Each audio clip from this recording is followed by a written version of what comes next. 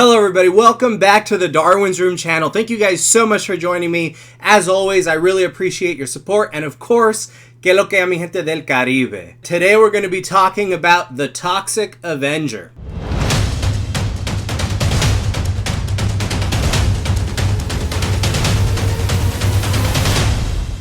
This stars Peter Dinklage and Kevin Bacon, and it follows a janitor who's down on his luck and is killed by a corrupt health organization and dumped into toxic chemicals that bring him back to life. I was looking forward to seeing this movie. I remember seeing the trailer for it, and I thought it looked like fun, and there was a lot of hype surrounding this film, and I'll say I enjoyed it, but I don't think it was all the way for me. I think there was a lot that it was trying way too hard to be over the top, and in some ways it just came off corny, and that it could have been executed a lot better. But in general, this movie is very well helmed by Peter Dinklage. He really leads it very well as that lead character. He has a lot of charisma, and you really feel for his character and the situation that he's in. But that's not to say it's a super emotionally compelling film.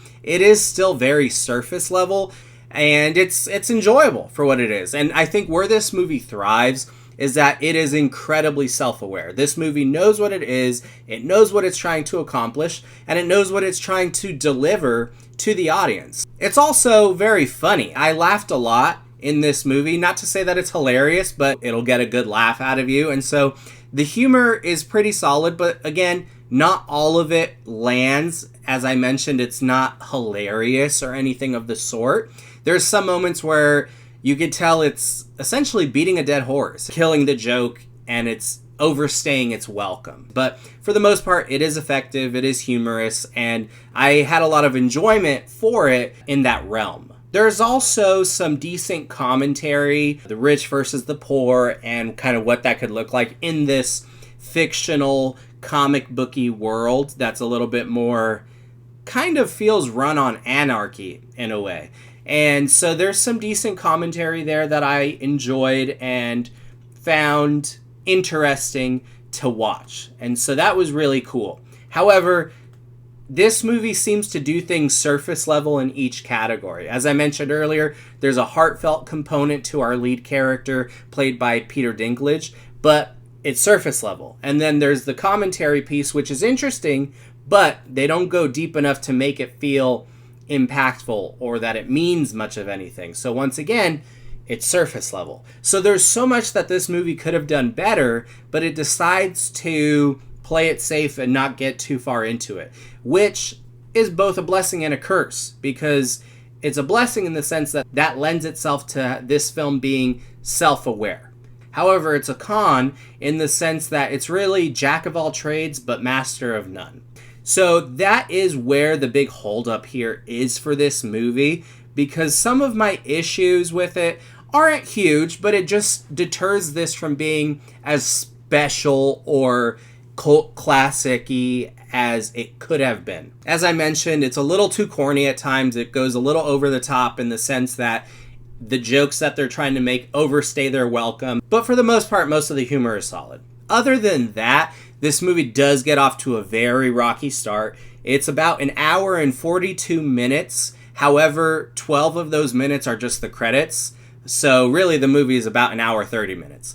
And it doesn't really take off until the 30-minute mark, meaning you have about an hour or even less than an hour before the action really gets engaging or entertaining. So it was a bit of a question mark for me. I don't know why they waited so long to get the story moving forward. It took too much time to set things up in the beginning, and therefore made the bulk of the film, the part that's meant to deliver, feel too little too late. It felt like there was so much missing and that they could have delivered so much more. But it is enjoyable. The action is entertaining. It's humorous. They play it off very funny, which they should. That's the perfect self-aware approach to take.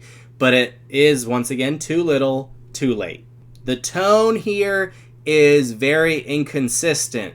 They jump from comedy to serious, to heartfelt, to commentary, to action, and it's all over the place. You can tell how abrupt those tonal shifts are throughout the course of the runtime. So that was really disappointing. I wanted to see something much more fluid and thoughtfully constructed that would balance those themes, but it simply took too much time in the beginning and therefore tried to rush and do too much in that last hour. So those are my general thoughts on the Toxic Avenger, which leads me to my rating. I would give this film a 3 out of 5 stars. I think it's a solid guilty pleasure, and I can see some people taking this on as a cult classic for themselves, just like the original. Because this film is well rated, I might be in the minority to rate it at a 3 out of 5. But nonetheless, those are my thoughts. What did you guys think of the Toxic Avenger? Have you seen it? Do you want to see it?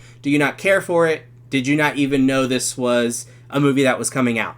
Let me know down in the comments below, and I would really love to hear your guys' thoughts and continue this conversation. God bless you guys. Thank you so much for watching. Please, if you enjoyed this video, like and subscribe for more content. I will have more reviews coming for you guys very soon. Take care.